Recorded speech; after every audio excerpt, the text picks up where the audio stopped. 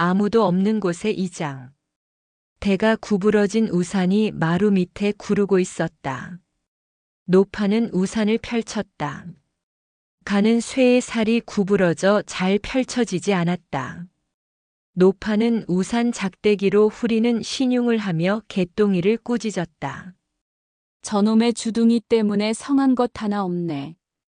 개똥이는 꼬리를 말고 자리를 옮겨 앉았다. 노파는 역한 냄새를 참느라 얼굴에 주름을 만들고 걸레로 우산의 먼지를 닦아냈다. 휘어진 우산 뼈대는 앙상한 노파의 등을 닮았다. 짱짱하게 펴서 제 모습을 갖춰보려 했지만 이미 휘어버린 우산살은 도로 구부러졌다. 들어오는 승객이 없으면 마을버스는 들어오지 않았다. 빈 차로 왔다가 빈 차로 다니던 버스가 당산 마을의 노인들이 하나둘 소천하고 없자 그마저도 오가지 않았다. 허탕을 치더라도 나가봐야 했다. 마을버스는 당산나무 다리에서 기다리면 됐다. 담배가게 할머니 가게가 그곳에 있다.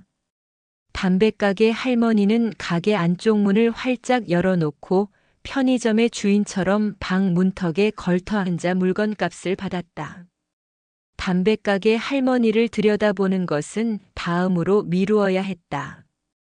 오랜만에 와서 금방 일어나면 서운해할 것이다. 비도 온 데다 아들 제삿날이라 바쁘다고 하면 되겠지만 아픈 사람을 두고 바로 일어나기가 쉽지 않을 일이었다.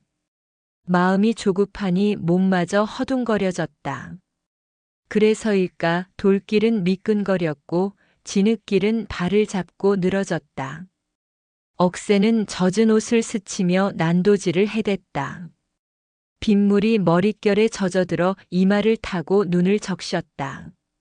노파가 옷소매로 눈을 훔쳐 닦아내자 마치 빗물 때문에 보이지 않던 것이 보이는 것 같이 진흙물을 일구며 버스가 다가와 멎었다. 노파는 발을 작게 떼며 바쁘게 걸어 차에 올랐다. 버스에는 운전기사와 젊은 부부 승객이 타고 있었다. 텅 빈 버스 안에 한기가 감돌아 노파의 혀는 돌돌 말리고 턱이 부딪혔다. 옷에 젖어든 가랑비는 생각보다 찼다. 마을버스가 막개울 다리를 지날 때 버스가 기우뚱했다.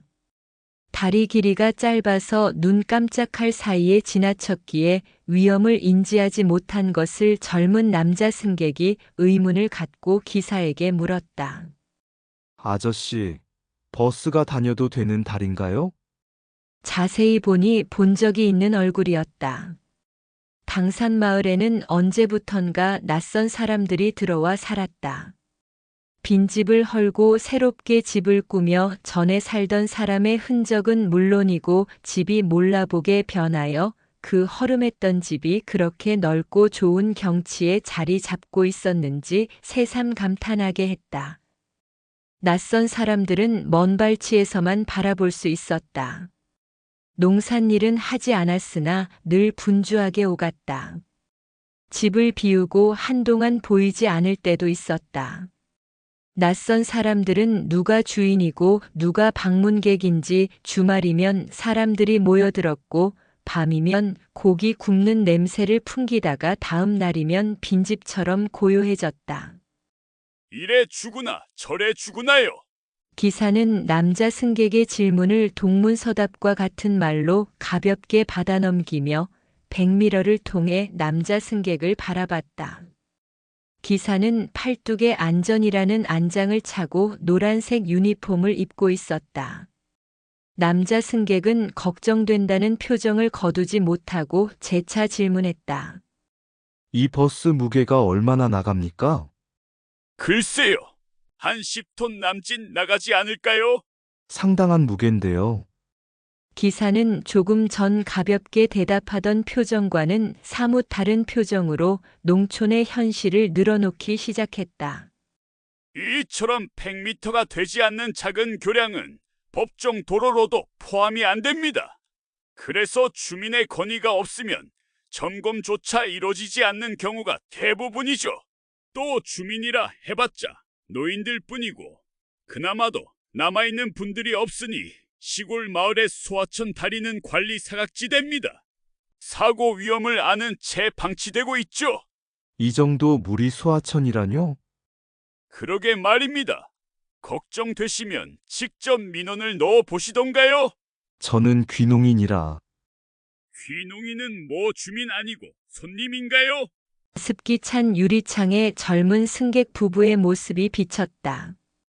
젊은 승객 부부는 간이 아비와 어미의 나이쯤 되어 보였다. 젊은 부부를 보자 간이 아비가 떠올랐다. 게으른 간이 아비는 간이 어미가 떠나자 번민하느라 심성조차 돌아앉아 있다가 말도 없이 시골을 떠났다. 어린 것도 자신의 처지가 슬펐던지 잠투정이 심했다. 영감은 오야오야 하며 간이를 끌어올려 안았다. 헛개비처럼 가벼운 간이를 영감은 요리조리 흔들었다.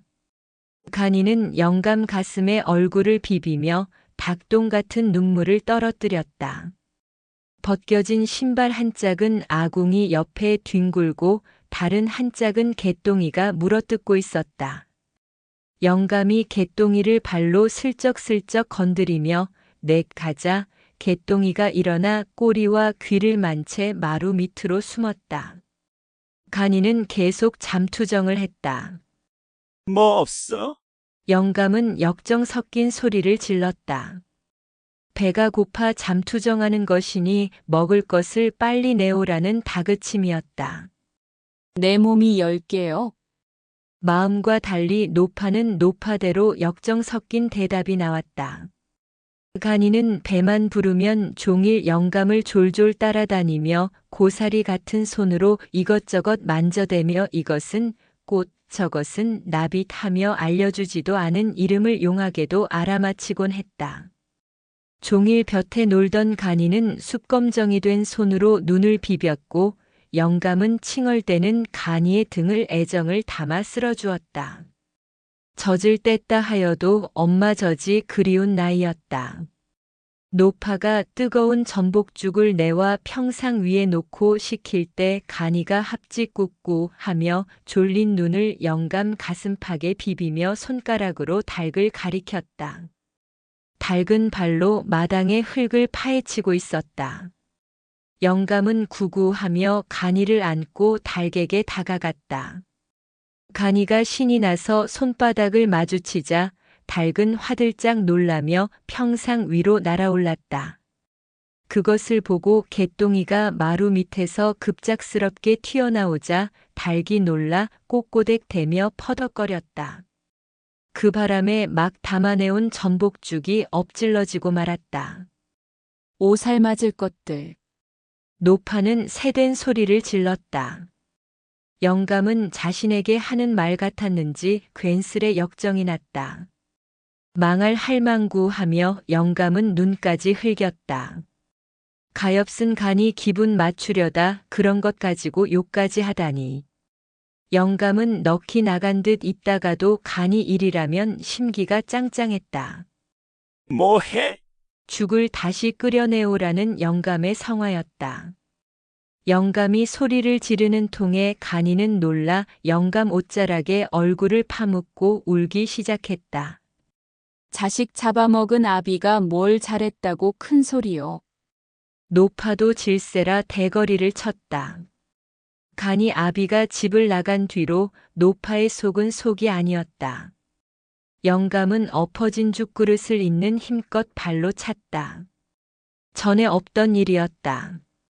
이제 제발 그 말만은 그만할 때도 되지 않았소. 라는 항변 같았다. 35년 동안 농사를 짓고 그 농작물로 죽은 아들의 제사를 지낼 때마다 한 번도 빠지지 않고 들어왔던 말이었다. 휴. 노파는 한숨을 숨처럼 뱉어냈다. 간이 아비가 집을 나간 날 산불이 났다. 쇠죽솥에 넣어둔 쌀이나무가 요란한 소리를 내며 타고 있었다. 쌀이대에서 톡톡 소리가 날 때마다 불꽃이 쇠죽솥 밖으로 튕겨나왔다.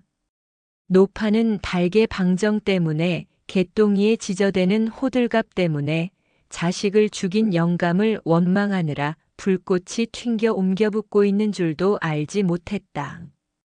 영감은 왜 자식을 죽여놓고 넋이 나간 척만 하는지, 현실을 외면하는 것인지, 그렇다고 외면이 되는 것인지, 노파는 모든 것이 원망스러워 애먼 곳에 화풀이라도 하듯 신고 있던 신발을 벗어 개와 닭을 향해 던졌다. 개와 닭은 화들짝 놀라 달아나고 어디선가 나무 타는 향내가 진하게 났다. 쇠죽을 끓이던 아궁이의 불이 광 쪽으로 번지고 있는 것을 그때서야 알아챘다. 바람이 일자 불은 바람을 타고 자풀이 무성한 뒤란으로 옮겨 붙었다. 불이야. 다리가 후들거렸고 소리는 입안에서만 맴돌았다. 노파는 두 팔을 휘저었다. 영감은 몽유병 환자같이 뻣뻣하게 선 채 간이를 안고 있었다. 노파는 광으로 달려갔다. 허둥댈 뿐 고작 가지고 나온 것이라곤 깨와 콩자루였다. 이것저것 가릴 것 없이 눈에 보이는 대로 들고 나오다 보니 보이는 것이 생각나는 것이었다. 불은 산꼭대기까지 타올랐다. 엄마. 간이의 목소리가 환청처럼 새어나왔다. 간이는 영감의 품에서 빠져나와 불꽃을 따라가려 했고 어미는 불꽃이 되어 꺼질 듯 필 듯 날았다. 어미는 잡힐 듯 멀어지고 멀어진 듯 하다 다가왔다.